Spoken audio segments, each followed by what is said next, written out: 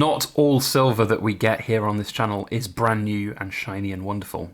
There are occasionally very old, very cool pieces of silver that we see, and these two certainly are harking back to silver before the mad craziness that has been the last decade. So let's have a good close look at two vintage and very cool pieces of silver.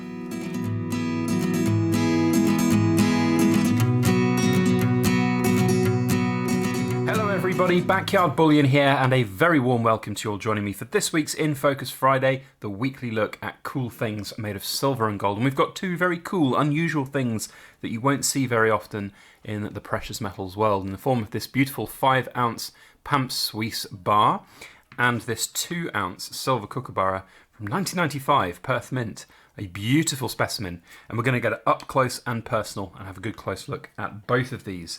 So first up, the 5-ounce Pamp Suisse. Now Pamp Suisse, for those that don't know, is one of the premier bar creators from Europe, of course, based out of Switzerland.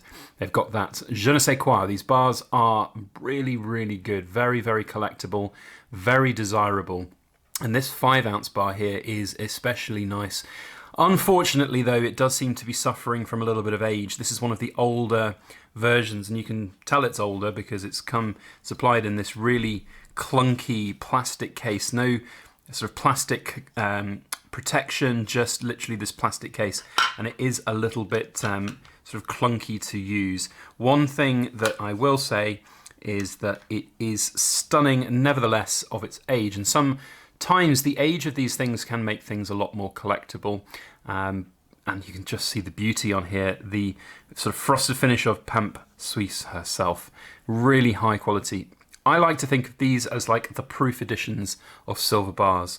They are very, very elegant, very well made, and very collectible. This does seem to have a few issues in terms of quality, and that's just natural for it being really kind of just kept in something like this plastic case here, which is, as I said, not necessarily the most appropriate thing for these sort of premium bars to be kept in. And I do note now that Pamp Suisse will have their bars in much more sort of secure packaging that will protect it from things like the elements. You can see here we've got a few little brushes of fingerprints, a few sort of, I don't know, I wouldn't call these really milk spots, but they're definitely kind of areas of toning or areas where the bar has perhaps been handled in the past. So it's just somewhat of a shame that it's not in a perfect specimen, but it is an older bar. So really cool, nice, different piece, something I've not come across before. It is and was put up for sale on our websites on behalf of a third party at a very competitive price for what it is and the condition that it is in. So if you are interested, if it's still there, I mean, it probably won't still be there. They'll probably have been sold by now. But if for reasons unknown it's not sold, then it speaks to you, then you can go and check it out. There's a link down in the description box below. Pamp Suisse, beautiful, beautiful bar. Now then, this, we've saved the best till last in my opinion. This 2-ounce kookaburra here is a stunner, and we can really see coins of yesteryear here. Look at the evolution of coins through the ages. We've got this sort of leather box here. This very much looks like that old school sort of medal box that you'd get for, school sports days and things. I remember these kind of things back in the day. That was how things were. It's just slightly misaligned, not quite perfect.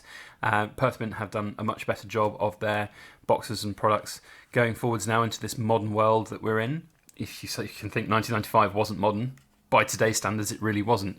But yeah, so I think that's really interesting to see a little bit of a hark from the past.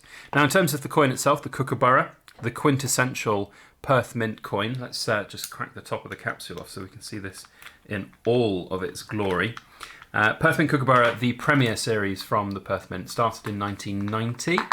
There we go.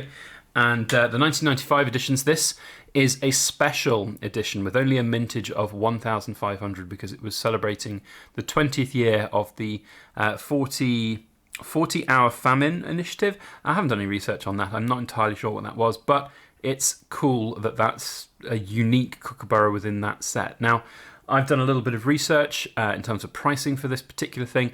A lot of these coins go for 120, 130 pounds on places like eBay. There's one or two dealers that I found out there that have it listed around the £100 mark.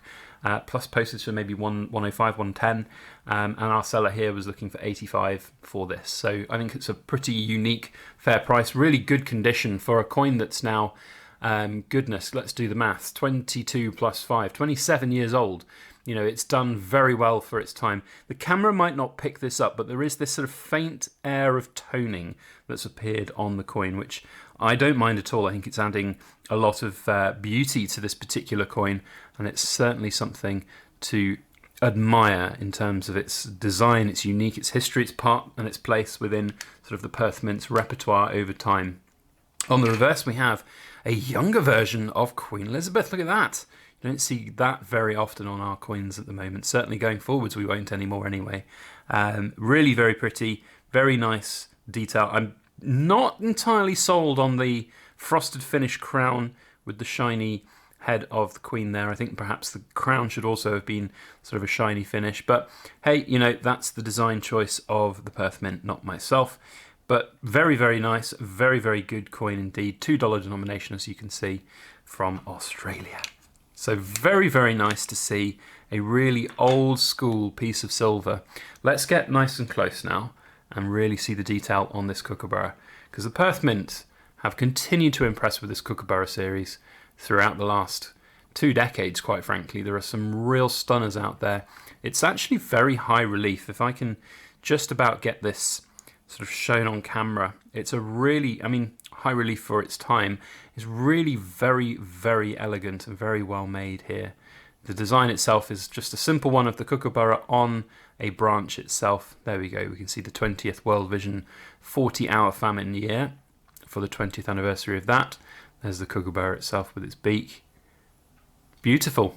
Really, really nice coin. And as I said, very difficult to see on camera, but there is this faint air of toning appearing on the coin, which adds this extra, I think, desirability and allure to it. It certainly is very pretty indeed. Certainly basking in that sunlight, you can't ask for much more from this coin. Really, really very, very nice indeed. And hopefully will find its way to a nice new home. As with the Pamp 5 ounce, it was or is up for sale on our website. Whether or not it's still there, I doubt it will, but you never know. So go and check it out. Have a look down in the description box below. There might be a few other bits and bobs up for sale there as well here today. Otherwise, that is it from me. A big thank you to the seller for first sending them to me to help sell, but also being able to create content on these kind of coins like this is really quite fun. It's quite cool. It's kind of what I had in mind when I got started with this whole mad selling other people's silver idea. So if you are a fan of these pieces, then let us know by hitting that thumbs up button. If you would like to see specific things here on In Focus Friday in the future, then make sure you drop me a message with that, or an email or comment down below what kind of things you might want to see, and if we get them, then of course we can prioritize those. Otherwise, that is it from me. A big thank you to the BYB Ramblers for sticking around to the end of the video. You are super cool. Thank you very much. And we'll see you on the next one. As always, please make sure that you like, share, comment, and subscribe for more.